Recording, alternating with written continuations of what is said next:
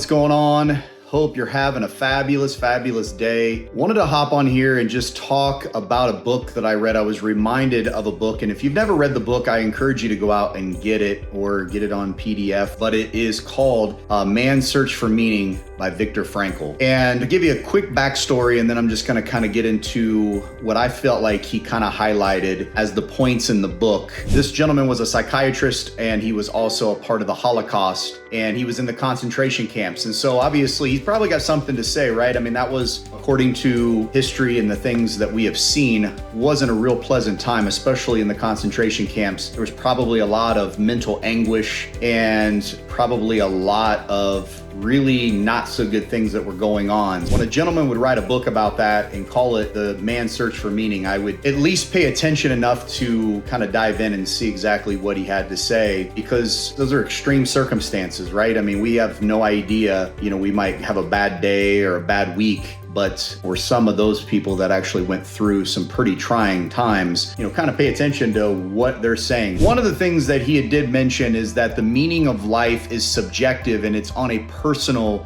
level. So obviously, everyone's going to have what they feel is their own meaning to life itself. And some will come from a religious perspective, some will come from a philosophical perspective. And again, I'm just talking about based on what he had said in the book that I thought were good and really kind of food for thought. You can formulate, obviously, what you feel is creating the meaning in your life, but I wanted to highlight some things that I thought were important and things that he had brought out according to his experience. And the first one would be is just finding purpose beyond yourself. We have our careers, we have our family, but really finding something outside of your career to get involved in. I would challenge you to be a part of groups that maybe give back, be a part of a church that gives back, be a part of a community that gives back and gets involved in people's lives. And there are two paths to that, in my opinion. That one, you can obviously give of your time to help in the community. You can give of your finances, but you can also give of your knowledge. The Bible says that, the poor you always have among you. But if you teach a man to fish, you can feed him forever. But if you give a man a fish, you only feed him for a day. One of the things, obviously, as you've watched me over the last year on video, is that I like to bring education. I like to bring value. I like to challenge people to think for themselves and not always depend on somebody to take care of it for them. Again, it's always good to give a hand out. But at the end of the day, if you can teach that person to get it on their own, they won't depend on you forever. We want to teach people to do that, to be able to operate on their own and be able to be self-sustained so that they in turn can give back to their community and give back to the people that they care about. And then you just keep the rippling effect going on. So having some sort of finding your purpose outside of your career. Obviously, it's not just about making money. We have to have something outside of ourselves, outside of that, be our driving force. It's what can the money do for us? What can it do for our families? What can it do for others? In the mortgage space, for example, I focus on my clients. What can I do for my clients? Because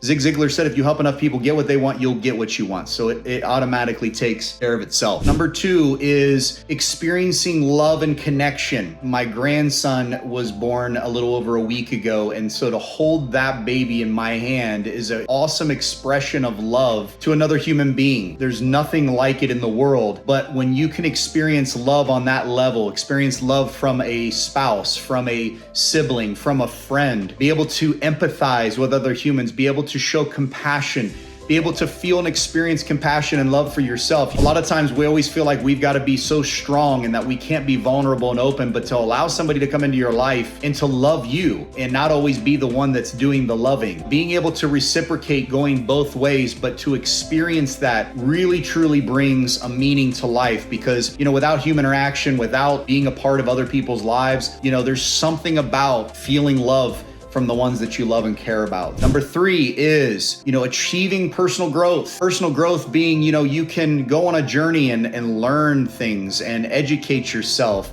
grow. Obviously the things that were important to you when you were 20 years old, if you're 30 now, your goals and your dreams are going to be different. The things that you thought were important when you were 20 are no longer important to you, and so on and so forth. I'm 50 years old, and the things that were important to me back when I was a young person, I don't think about much anymore. Those aren't priorities. Those aren't important to me. I'm at a different level, different scale. I truly believe that I've grown over the years, but I've not arrived. You're always growing. You're always trying to achieve, but we can grow through our experiences. We can grow through our hardship. We can grow through our successes. We can grow, if we choose to, through all the experiences that come into our lives, and allow us to really think, how can I grow from this experience? Asking the right questions. If you've got a troubling situation in your life right now, ask the question, how can I learn from this? How can I become a better person? How can I learn to respond better to circumstances that would potentially come my way like this in the future? Is there a way I can maybe respond differently? Is there a way I can handle this differently? Is there a way I can think about this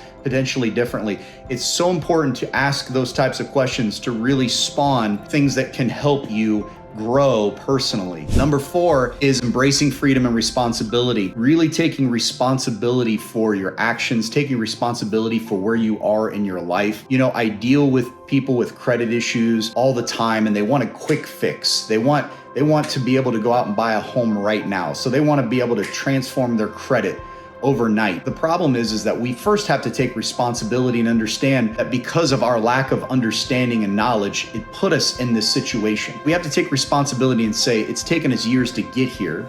So it may take potentially years, if not months, to get ourselves out of this situation, to be able to turn this around. But we have to be willing to look in the mirror and take responsibility. Like, this is our fault. We're here because of decisions that we have made. That's the beauty of personal freedom, to be able to freely have the right attitude in any circumstance, in any situation, to truly know that no one controls how you feel. You make that choice. If somebody does something to you, you can choose to react certain ways, and that's a personal freedom and a personal choice that you can experience on your own. And last but not least is transcending suffering. And basically, Viktor Frankl described in his book multiple ways that there was suffering going on in these concentration camps. So he was talking about having the right mindset to transcend the suffering that was going on. And you obviously can do the same. If you're suffering, if you're going through some things, you can transcend that suffering. It does not have to stay forever. You can learn from it. You can grow from it. You have a choice to put a smile on your face through that suffering, or you have a choice to be depressed and to go down into a dark space through that suffering. It all comes back to you, but you can transcend that. You can grow from that. You can go to a different level in your life. Let that catapult you into a new level in your life of growth, being able to transcend that suffering. Those are the 5 things that I picked up from Viktor Frankl's book, Man's Search for Meaning. And I hope that you took something away from that. I encourage you to go out and get the book, see what you came out from it. But again, it's a personal thing to come to a conclusion of meaning for you individually. But I thought these were good highlights. So till next time, bye for now.